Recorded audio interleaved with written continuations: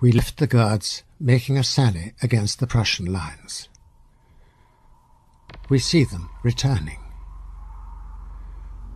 We can't be sure if the guards took any cannon with them. They certainly didn't bring any back. In Paris, I'd got the proof I needed. The government had been told by a general his private assessment. The Guard won't accept an armistice until they've lost 10,000 men. The sortie had been fated from the start. The Guards actually lost only 4,000 men, which was evidently thought to be enough. Negotiations with the Prussians began. There'd be a vast sum of money to pay as reparations, and a brief triumphal occupation of Paris.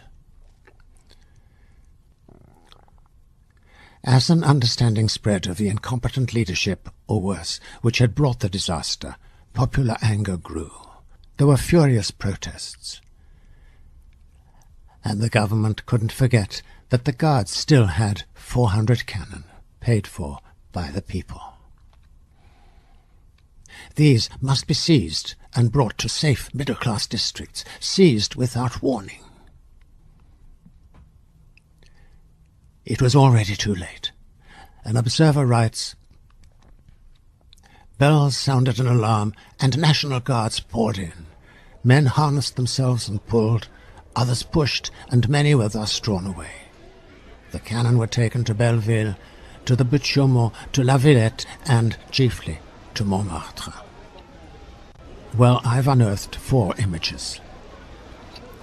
This one we can forget about. It comes from an East German history published in the 1950s, done to order. But 3 are contemporary. And made on the spot, this first one may be. The place is named Porte Saint-Denis in central Paris. An artist there could well have caught sight of the action. Here a windmill's been put in as a marker. Ah, Montmartre. But horse-drawn cannon?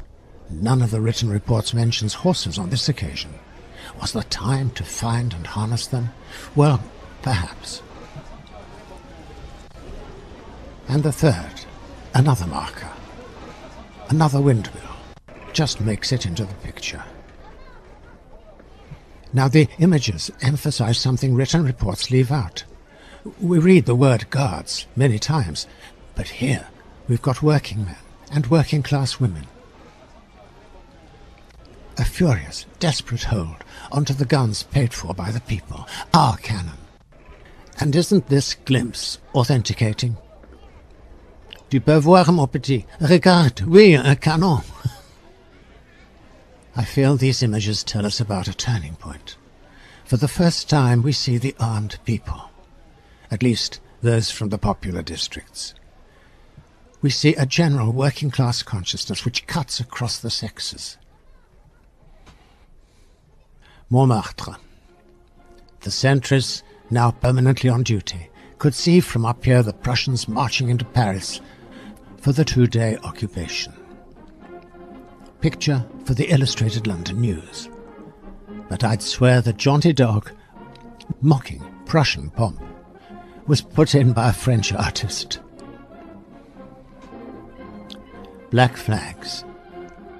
But it seems there was no personal hostility to the Prussians, one of whom is being scrutinized by some of the incurably curious Parisians. Anger had been redirected at the government.